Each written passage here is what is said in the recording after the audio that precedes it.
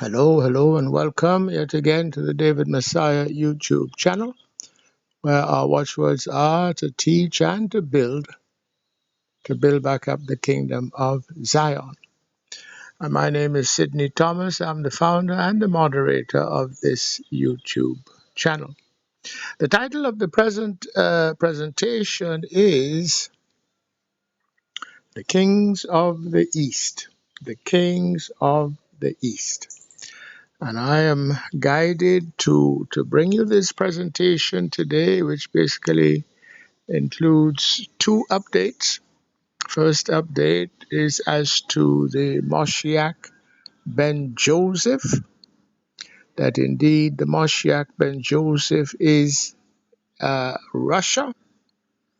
And the second update is that this event he has spoken of involving the Moshiach ben Joseph, who shall be, and let me read it, the book of Obadiah, chapter 1, verse 18.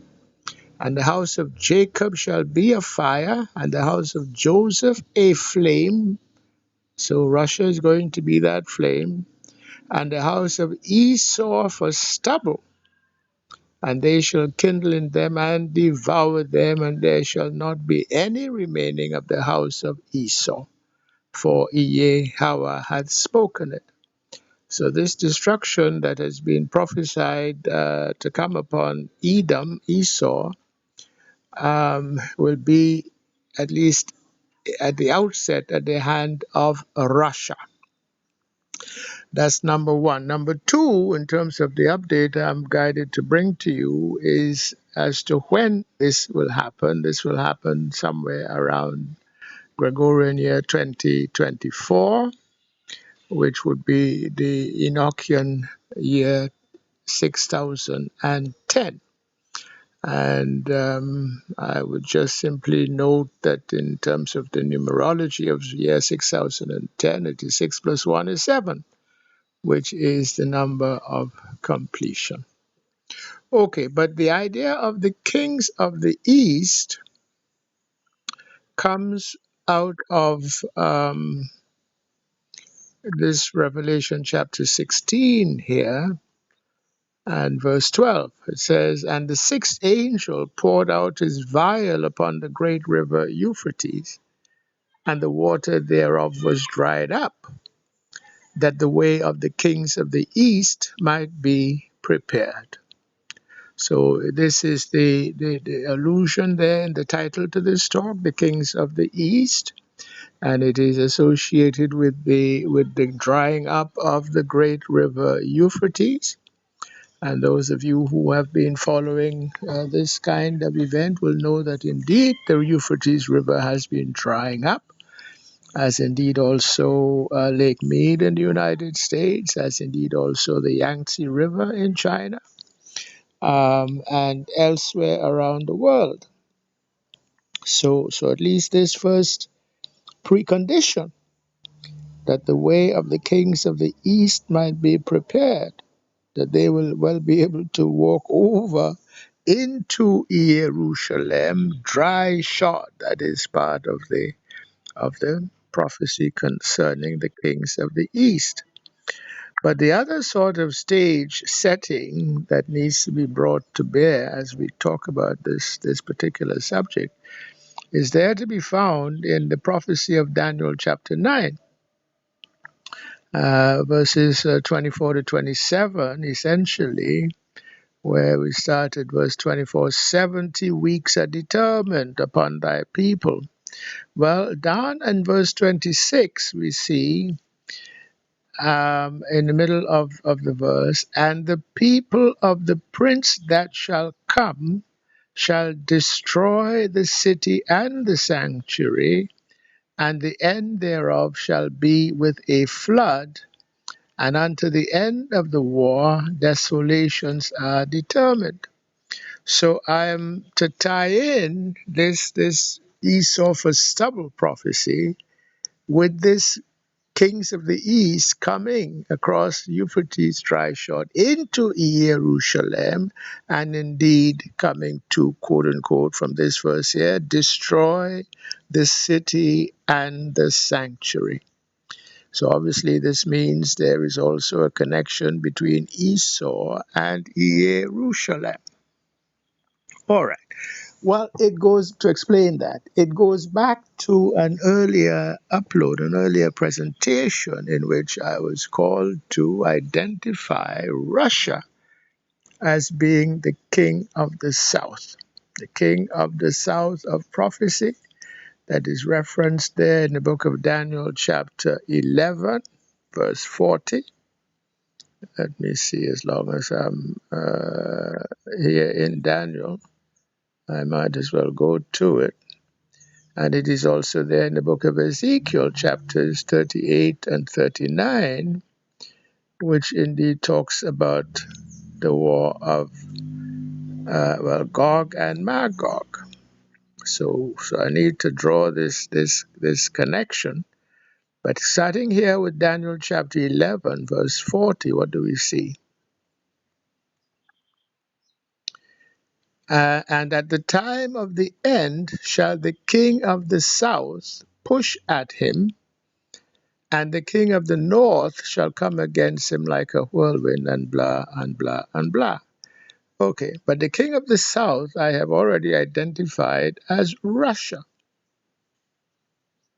And Russia gets to be the king of the south, contrary to so many commentators on end times prophecy who advance the idea that Russia, in fact, is not the king of the south, but Russia, in fact, is the king of the north. But what I have been given and discussed there in that earlier upload on Russia being the king of the south is that the king of the north is that US, UK, and now also EU, and certainly NATO formation, that force projection centered around the United States and NATO, and who is behind even that. That is who Gog and Magog are identified with. And Gog and Magog are essentially of the king of the north. Okay, so the king of the north is not Russia, and we are well able, as I would suggest you look at that earlier upload on Russia being the king of the south, to become convinced as to why it is that indeed king of the south is Russia. Gog and Magog are of the north in the simple sense that they were right there north of the pleasant land, north of the inheritance land of Israel in what is now Turkey, and then going to the east of Turkey and also going to the west of Turkey, in such lands as Greece and Rome and the Mediterranean area there, the Balkan area as well, and also going east of Turkey into towards the Caspian Sea area. Okay, all of those lands were taken up by the Gentiles. Those were the lands of the Gentiles. And the lands of the Gentiles are also identified with Gog and Magog. Magog being one of the titular sons of Japhet, who in fact was not the son of Japhet, but rather that bastard son of the fallen angel named Egyogo, who is now called Gog. And I've dealt with that at some length in, I think, an earlier upload on Gog and Magog. Who really is Gog and Magog? Okay, and we find sort of evidence down today, right there in the city of London, that area, that 1 square mile area in the middle of metropolitan London, that is a sort of an entity unto itself, where resides those that control the finances of the whole world. Well, every year they have a ritual in honor of Gog and Magog. 2 statues they call Gog and Magog, but they know well who they are. And that city is essentially, owned by the crown, what's called the crown, which is really the House of Rothschild. The HOR, whore. okay, who then becomes, and I dealt with this in an earlier upload, who then is identified with, that great whore, WHORE, also known as Mystery Babylon, that sits atop that beast, that red dragon with the 7 heads and the 10 horns. So that even behind that US NATO force projection is this yet other power, which is the HOR. You understand? But scripture also says in the book of Revelation, chapter 17, I believe, verse 12, that they shall hate the whore. There we go, it's down here somewhere.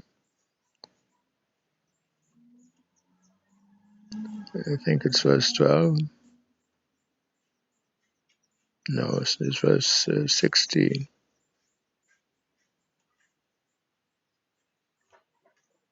Yes, verse 16, Revelation chapter 17. And the 10 horns which thou sawest upon the beast, these shall hate the whore, hate the HOR essentially, and shall make her desolate and naked, and shall eat her flesh and burn her with fire. So that even though, and here is getting to another earlier upload where I talked about the HOR being money lender to kings, and how do you kneecap a king when he's being recalcitrant and doesn't want to pay? You bring another king against him. And so the HOR whore came to perfect, using raising up kings to go against other kings, and perfected that sort of call it gangland technique, but at the sort of highest levels, using finance also as a weapon, um, to bring a war upon the planet, as a way now to ensure that they could control all what was going on, because otherwise it's hard to bring a king or a power in and of itself to heal, right? So they have tried to control all these various horns, which is just another way of saying powers on the earth. So, for example, the HOR whore, in addition to um, uh, having been given by legislation, by act of Congress, the license, so to say, to run the Federal Reserve and to print the U.S. currency. So the Federal Reserve actually is not a federal entity, it's a private entity owned and controlled ultimately by the HOR. So here it is that they are doing the money lending to the United States on one side. Well, they also were the ones that raised up the Soviet Empire. And the story is well told of one of their number. I think this one is a shift, but about 13 families that all related to the HOR. And so he was a big, one of the top sort of bankers there on Wall Street. He was involved in financing the Soviet Empire, the Russian Revolution when it came, and also, went so far as to take the money himself and on a train, and got on the train, I imagine, somewhere in Switzerland in far Western Europe, and took that train all the way into Soviet territory, or what became Soviet territory, to finance that revolution. So they've been on both sides. They also financed the communist revolution in China. But what happens is that, just as with people, after they've paid off the moneylender, they don't really want to see the moneylender again. But the HOR wants to keep these horns under its thumb, so to say. But guess what? They shall hate the whore. So they've lost control, essentially, of the Chinese Communist Party. That's why they're using US, NATO, UK to kind of try to bring the Chinese Communist Party to heel once again. Of course, they're not going to succeed. And also the Russians, for a while after the fall of communism, for a while, those of the HOR who, kind of reconstituted themselves in that formation known as PNAC, Project for a New American Century, in which they set out essentially a strategic sort of plan to continue American force projection upon the world in the 20th century and beyond, um, including upon the former Soviet Union. And for a while after the Soviets, after that empire came down, it was the sort of co-ethnics of the HOR that basically were pillaging and plundering and raping Russia with the sort of complacence of Boris Yeltsin, because he, for whatever reason, was too drunk all the time to basically resist. And so the original oligarchs that came up after the fall of Soviet communism in Russia were of all of that HOR persuasion. Well, when Putin came, he turned that around. And so, in a sense, the HOR lost Russia. Okay? And they have been, as part of PNAC, they have been engaged in trying to bring it back to heel, same as they're trying to bring China back to heel. And it's now a question of prophecy, really, whether they're going to succeed. Because this is saying that they will not succeed. So what does it say? Thee shall hate the whore, and we might as well substitute HOR, whore, and shall make her desolate and naked, and shall eat her flesh and burn her with fire. Well, this is how Jerusalem comes into it, because those settlers, known as Israelis, that established that state of Israel in 1948, are also beholden to the HOR.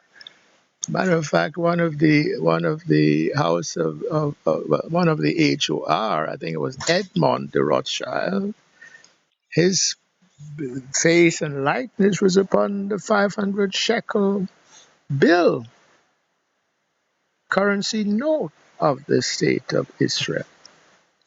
And they're the ones who essentially paid for the Supreme Court, the Knesset, and so forth. Okay, so this is now, in a sense, this is that money power, which is HOR. It was created and established as a money power, as spoken of in the book of Daniel, chapter 7. Yes, either 7 or 8. Well, let me go to it just to be clear. Daniel.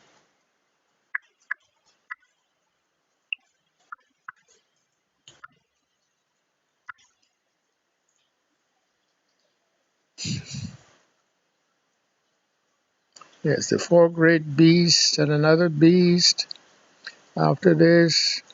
And behold, there came up another with a little horn. There we go.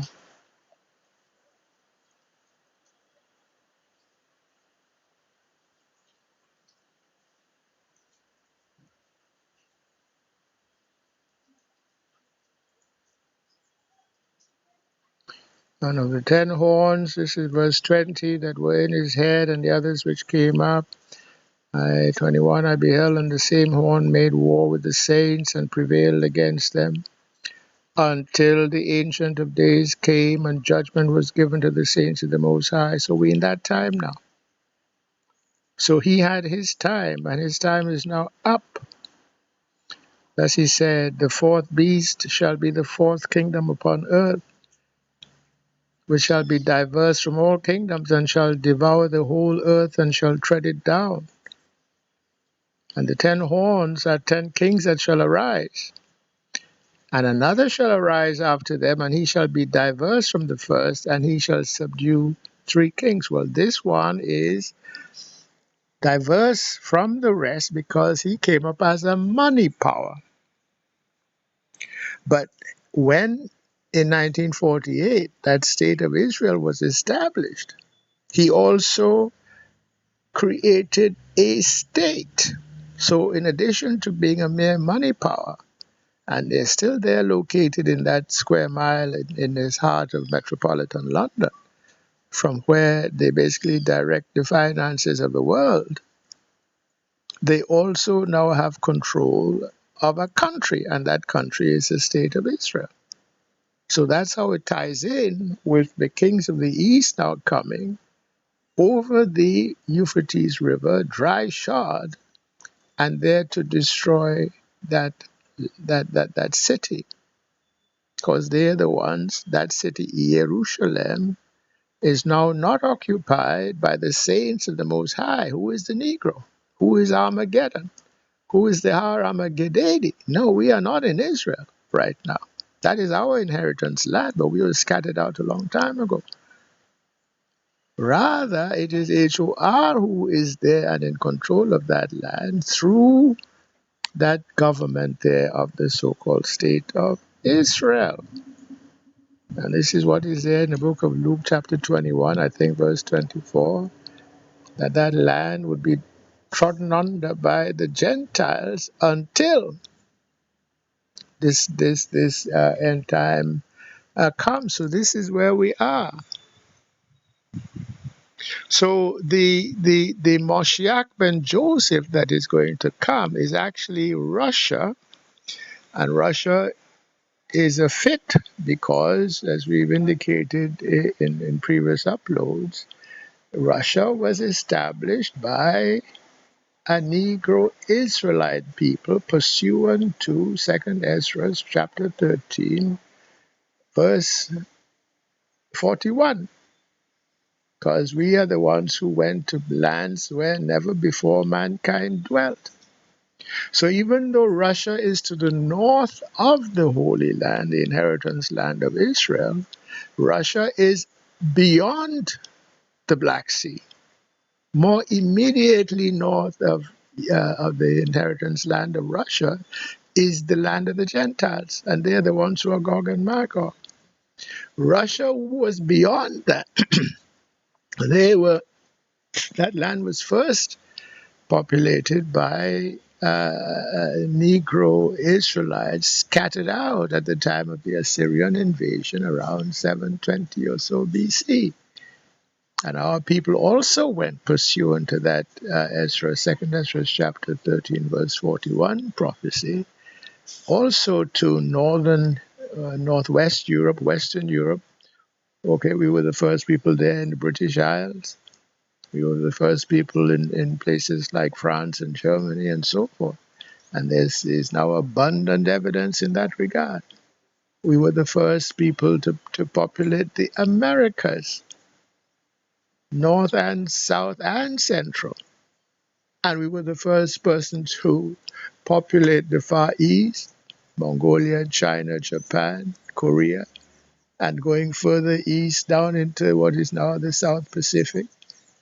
Places like Hawaii and Fiji and Samoa and New Zealand and so forth. And I've had occasion in various uploads to sort of talk about that. So Russia is originally Negro. Now, it is now, and certainly under the Soviet Empire, it was a collection of many different ethnicities. And still now after the collapse of the Soviet Empire, Russia is still a collection of many ethnicities.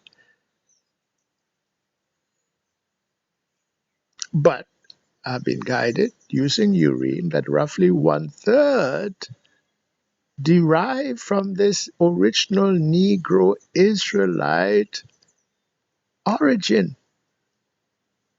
of Russia. And that origin is not disputed. It's still there, recorded in the Russian icons. that the Most High saw to it that people actually would collect and put in a book with nice glossy pages of all these Russian pictures of these Russian icons. And not only do they depict the prophets and the apostles and Yeshua as Negro as they were, and as testified also in the scripture, okay?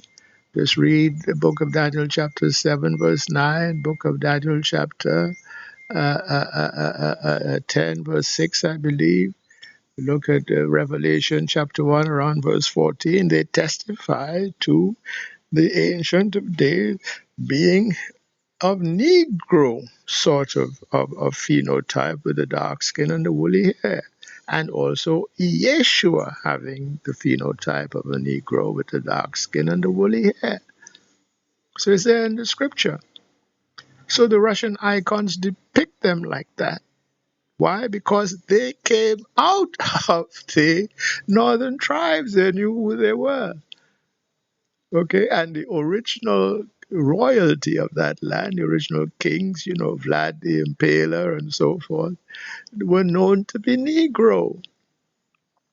Okay, and there are surviving portraits and portraiture and so forth that show them as Negro, even though even there in Russia there's been a sort of a whitening sort of a project at work there as well. So most of if you go to certainly Wikipedia to look up, say, portraits of Fyodor or portraits of Vlad the Impaler, they would seem to be some kind of white people. But with determined search, you would find that the original portraits showed a very different picture. And I showed one of them, that of Fyodor, I think Fyodor II, in one of my, as the sort of thumbnail for that upload as to Russia being the king of the South. So Russia satisfies the sort of essential prerequisites and parameters for being the king of the South, okay, having been sort of provoked and provoked and provoked. And now, as prophesied, I think there, Daniel chapter 11, verse 40, have now sort of pushed back. That is what has happened. But with it's essentially Negro substrate, if you like, and Negro origin, if you like, it should come then as no surprise that they could answer to what is there in Obadiah chapter 1, verse 18, of being that Moshiach. What am I doing? Looking at the wrong thing. Obadiah. Of that, being that Moshiach ben Joseph, because he is now this great king, this great prince. The house of Joseph a flame, and the house of Esau for stubble. So Esau is mixed in with the state of Israel, mixed in with Gog and Magog, as I indicated in an earlier upload on Gog and Magog. So Gog and Magog is certainly identified with the HOR, to where now they even have an annual celebration where they drag out, statues of Gog and Magog every year and kind of, tongue in cheek, admit to being Gog and Magog. But the Edomites are also at the heart of so-called, world Jewry, as they call it. That's there in the Zondervan Bible Dictionary. Look up Edom in that dictionary. Okay, so Esau is there with them. Esau, indeed, is spoken of right here in the book of Obadiah. Yeah, yeah. This is now a sort of a charge, the charge sheet against Esau. Thou shouldest not have entered into the gate of my people in the day of their calamity. Yea, thou shouldest not have looked on their affliction in the day of their calamity, nor have laid hands on their substance in the day of their calamity. This is Esau. Neither shouldest thou have stood in the crossway to cut off those of his that did escape. Neither shouldest thou have delivered up those of his that did remain in the day of distress. So by the time that Yeshua came, the Edomites were already there in the land of what the Romans called Judea and were Judeans. Nowadays they call them Jews. Even that word didn't really come into common use until the 18th century. So Edomites are also Jews. Scripture lets you know that Herod the Great was Idumean, which is another way of saying Edomite. So they were up there as rabbis and so forth. In the book of John, chapter 8, they even object to some of what Yeshua was saying by saying that they were never uh, enslaved to any man. Well, if they are of Abraham's seed, but were never enslaved, that means they were not down there in Egypt under Pharaoh, which means they were not of Jacob. They were of the brother of Jacob, which is Esau. So the Edomites uh, right there in the middle of modern Jewry, as well as they were there already back at the time of the Roman sort of rule over that land. And later on, the Khazar came in, as we know from the book The 13th Tribe by Arthur Kessler. The other book, The Invention of the Jewish People by Shlomo Sand, because they know their own history. That they come out of that Khazarian Empire that indeed was there right there to the immediate north of the Holy Land,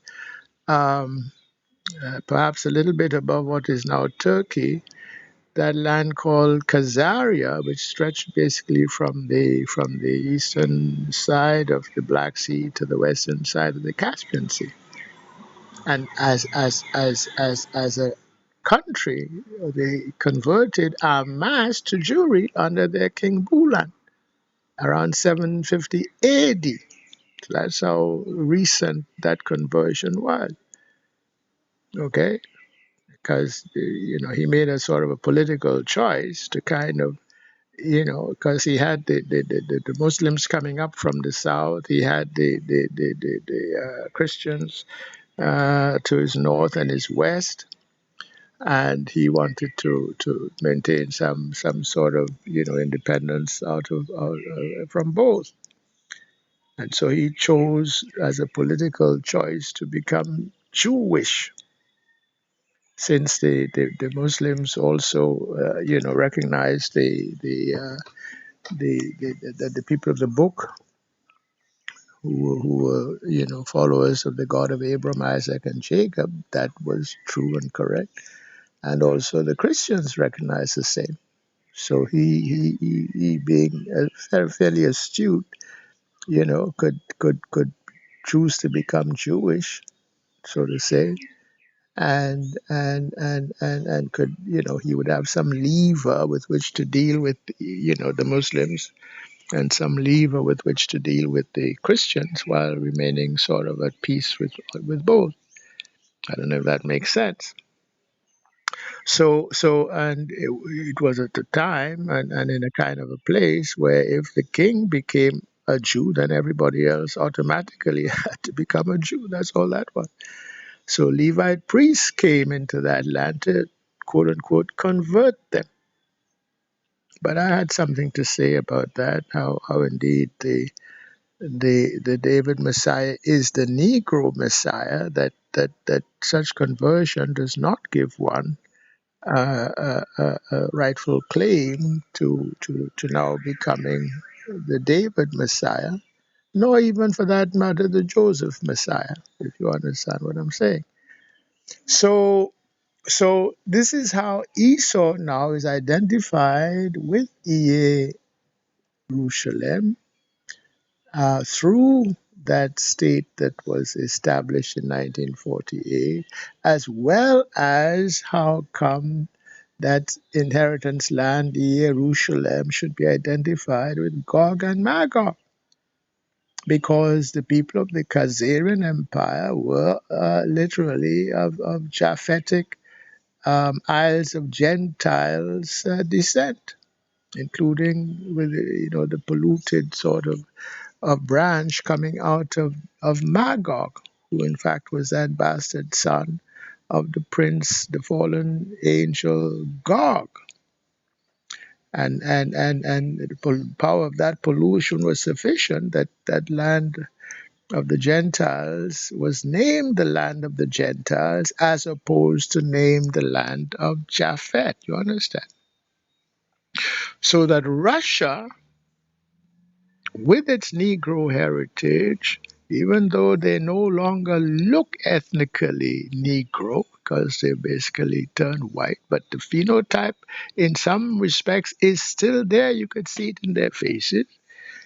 Okay, this is how they can be king of the South, number one, going against Gog and Magog, and also number two, can be the Moshiach ben Joseph with the power to essentially bring that land now occupied by Gog and Magog, that land, the inheritance land of Israel, to bring that land to heel with its power. And we see it sort of shaping up like that because Russia is now allied with Syria, has been defending that Syrian land. He's allied with Iran, both of which have a long standing beef with or struggle against that state of Israel. And the state of Israel has been doing,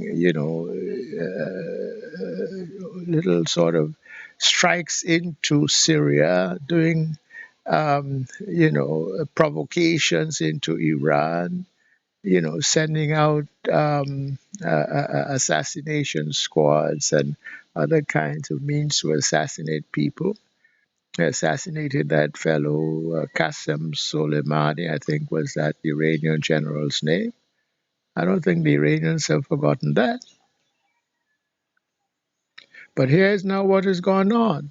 Just as in the time of the first kingdom of the Gentiles, Nebuchadnezzar, Babylon, that was Babylon, was given 70 years, as was prophesied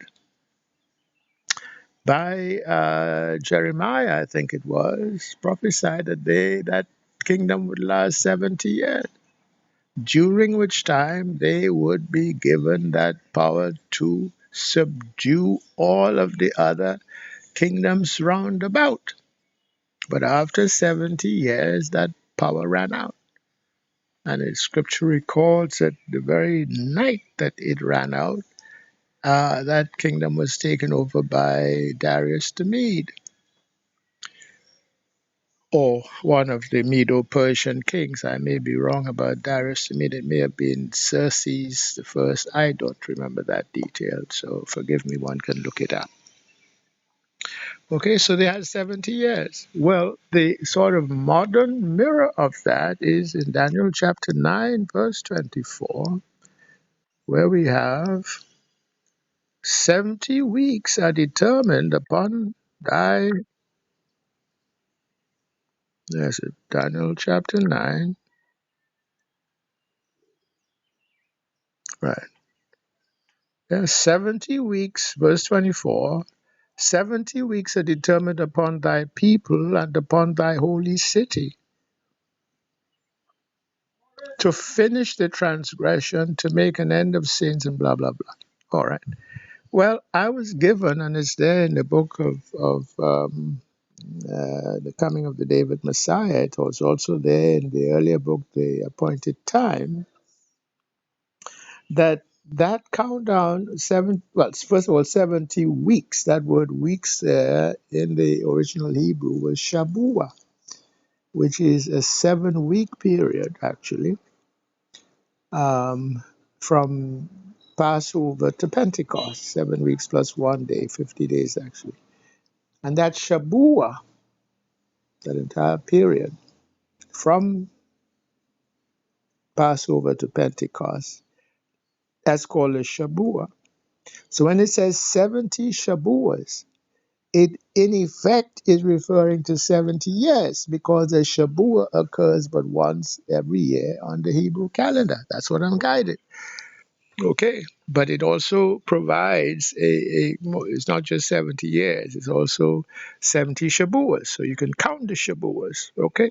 All right. But it would sort of add up to, in effect, 70 years. All right. That countdown, 70-year countdown or 70 Shabua countdown started in 1951 because, so I was guided in the first book, Appointed Time, it was in 1951 that the Israeli settlers who had already established the state of Israel in 1948, but they didn't have control at all over Jerusalem at that point. They sent soldiers that made an incursion into Jerusalem and indeed carried out what is called today and not forgotten the Sharafat massacre.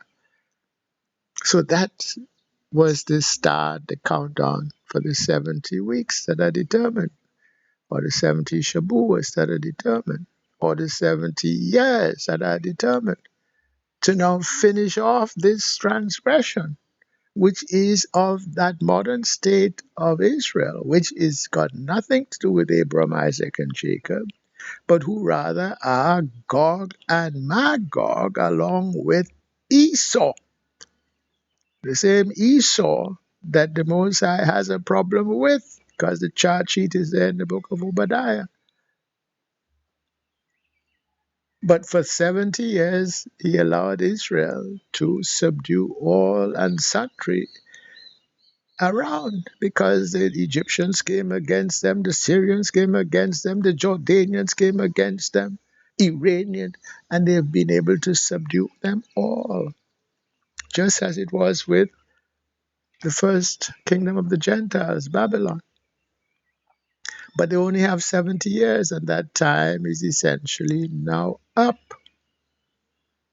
but with a little 4-year extension. That 4-year extension coinciding with the 4 years of tarrying. Because 70 years starting in 1951 would take you to what? 2021. And we're now in 2022. And Daniel chapter 9:26, those the prince that would come to destroy the city and the sanctuary, that hasn't happened yet. Well, all right, we essentially now have until 2024. Sorry, 2025. So 2021 plus the 4-year tariff takes us to 2025.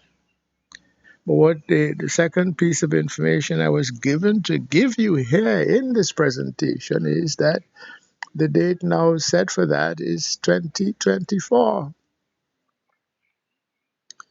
And I am not going to put my, I can't be more specific than that, number one. And number two, I would give a little wiggle room because he is allowing some wiggle room for various reasons, which I discussed briefly in the last upload. Having to do with for example, the Jonah's prophecies and so forth. So things can get a little bit, a little bit, indeterminate. But nevertheless, if you remember, in the very first upload brought to this site in the demand letter upon the Catholic Church and the State of Israel, I was given to make reference to those prophecies. First one being Revelation chapter 18, verse 2, where it says, Babylon is fallen, is fallen. Well, it is Babylon today essentially is under Gog and Magog and Edomite control. That is that king of the north force projection, ultimately controlled by the HOR, Mystery Babylon, whore, great whore. Okay? So, as of the third day of this new year 6008 on the Most High's calendar, Revelation 18:2 was fulfilled, but only in the spiritual. I had a mind it was going to also take place in the physical, but in that I have been disabused. And likewise, Revelation 19 verse 18 I was given would take place at Passover this year, which was April 5th. And that has already taken place in the spiritual. I also had a mind that it would take place as well in the physical.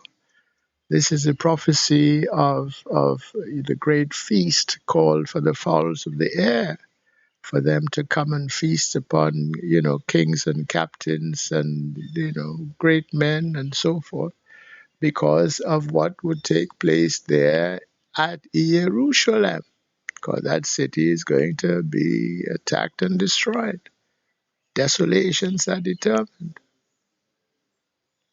Okay? So that has taken place already in the spiritual.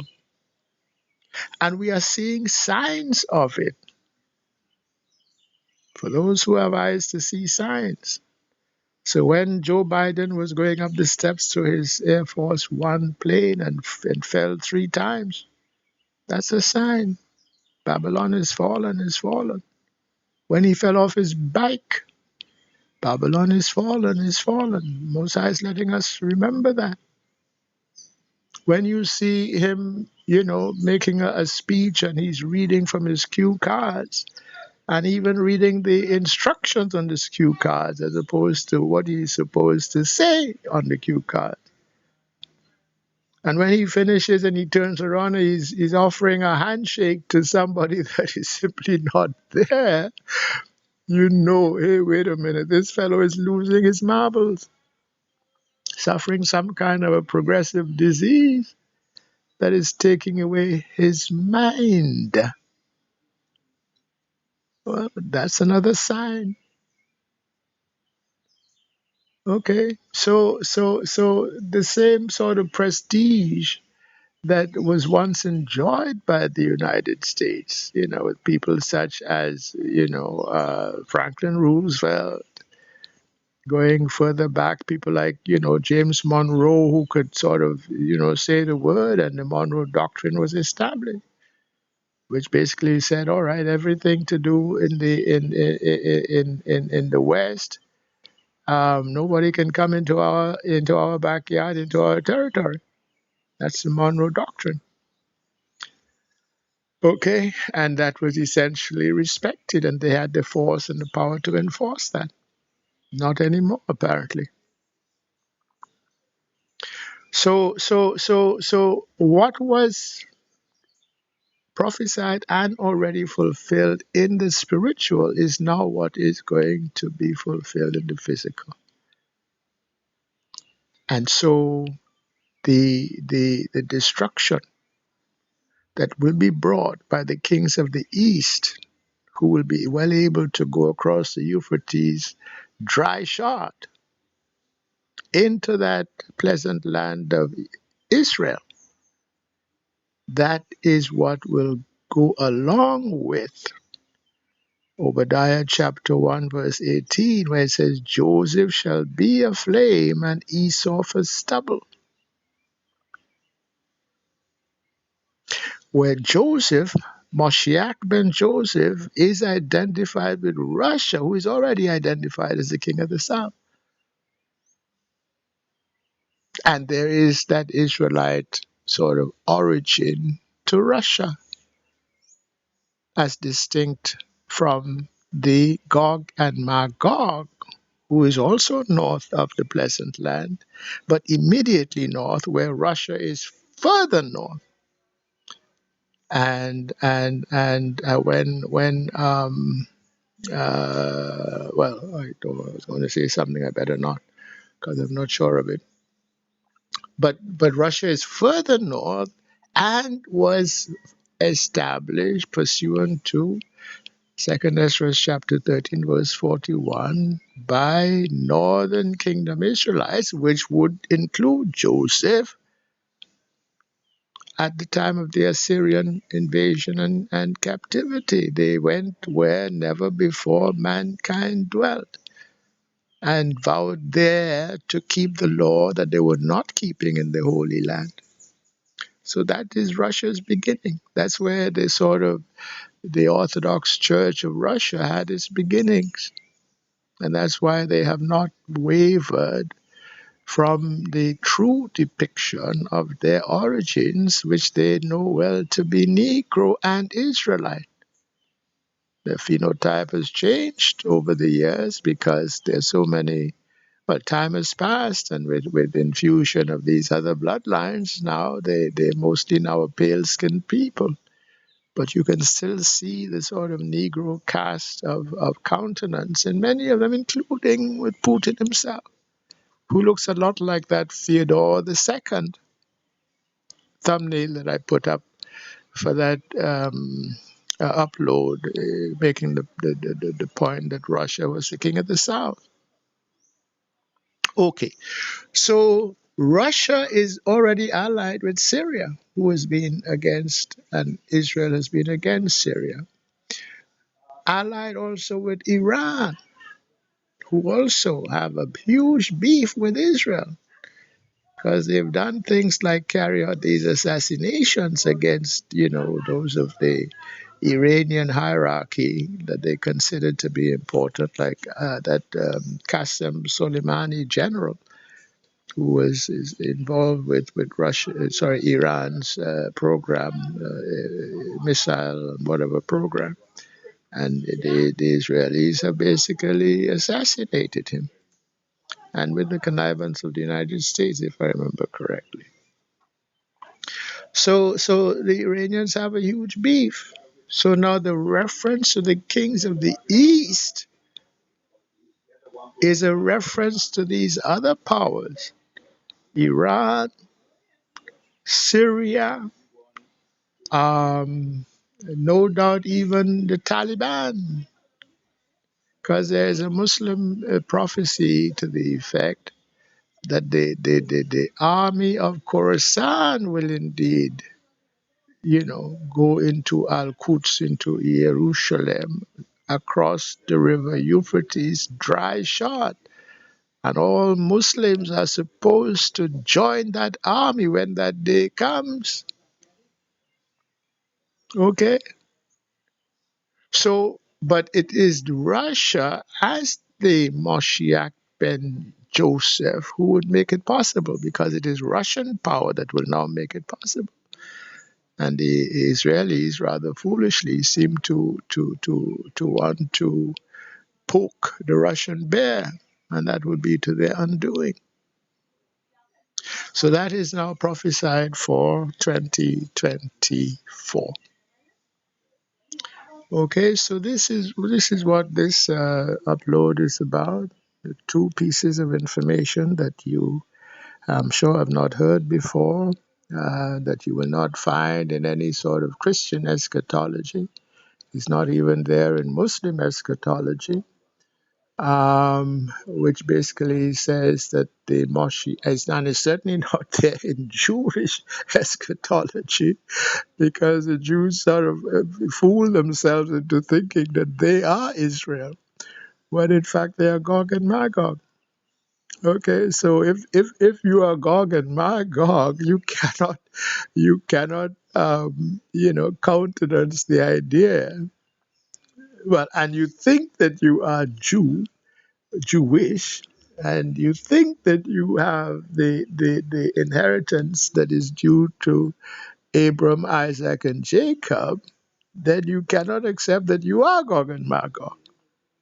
And that might be partly why they will not accept the New Testament, because there in the book of Revelation, at chapter 2, verse 9, it says, "And I know the blasphemy of them which say they are Jews and are not, but are of the synagogue of Satan." Well, the synagogue of Satan is just another way of saying Gog and Magog, because that prince Gog is allied with Lucifer in the rebellion. He's a fallen angel. He's just like Semyaz and the 200 that were there before the flood and came down and had for themselves wives of human females, all whom they chose. So Gog came after the flood, but is no different. He's also of category Satan. Okay? So those who were of the isles of the Gentiles are of essentially category Satan. That is clear in the Paleo Hebrew, because the root word of Gentile is gen, where two letters involved. The first is ga. That's why they took it out of the modern Hebrew. It's depicted by a wick, which is a twisted thing, a wicked thing, and destined to be burned. And the second letter is Nun, meaning son. So son of the wicked. That's what Gentile literally means.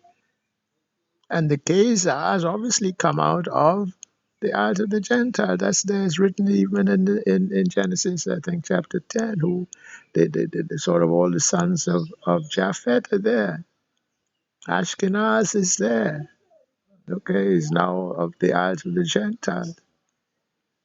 Okay, so that is not even a question. So that they are synagogue of Satan is just to say that they are Gog and Magog.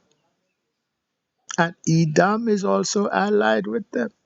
The charge sheet against Esau is there in Obadiah.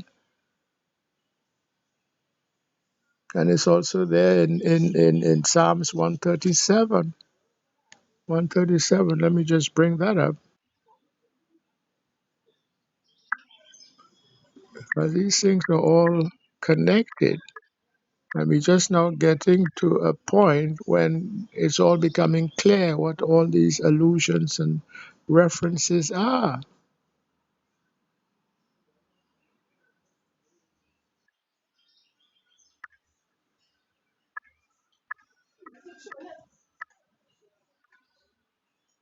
Yeah, Psalm 137,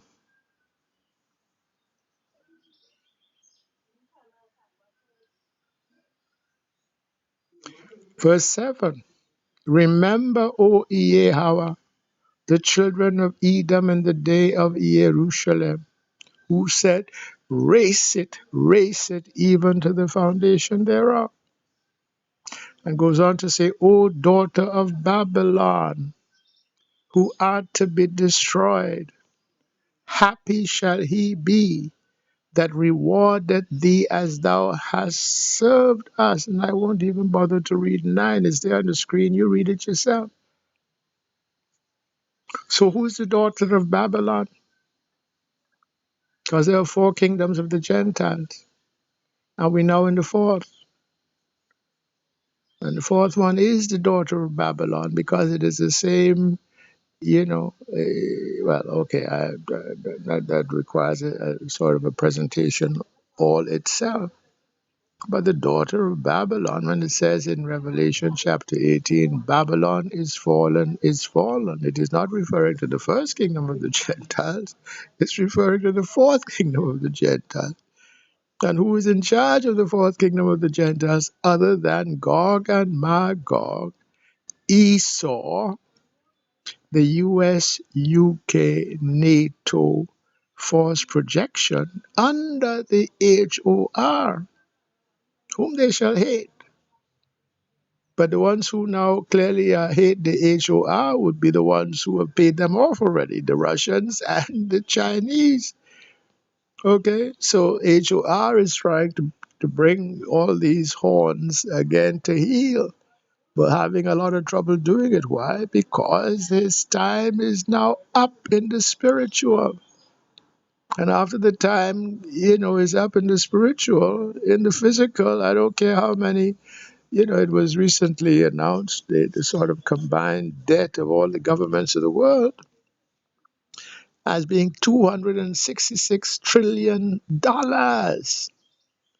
Well, if you try to trace all of that and to whom ultimately this is owed, who is carrying all that paper, you're going to find that the large majority of it is carried by either the HOR or those allied with the HOR. Got about 13 or so families like the Schiffs and the Warburgs and so forth. And they're all intermarried amongst each other. So all of them collectively are the HOR. I saw a recent video, not up, well, a video contribution to the effect that the HOR, is the richest family on the earth, on the planet, and they're only worth about 2 trillion. Well, straight away, you know, to multiply that order of magnitude by at least one order of magnitude and make it 20 trillion. As a matter of fact, I'm pretty sure you got to make it 100-fold. They're worth at least 200 trillion, because it's not only what is now owed today, it's also all the accumulation of what they had, acquired even before that. So if 266 trillion is the combined sort of national debt of all the countries of the world, then the wealth of the HOR is going to be of that order of magnitude. And they will try, of course, to hide that. So that is where I will stop this.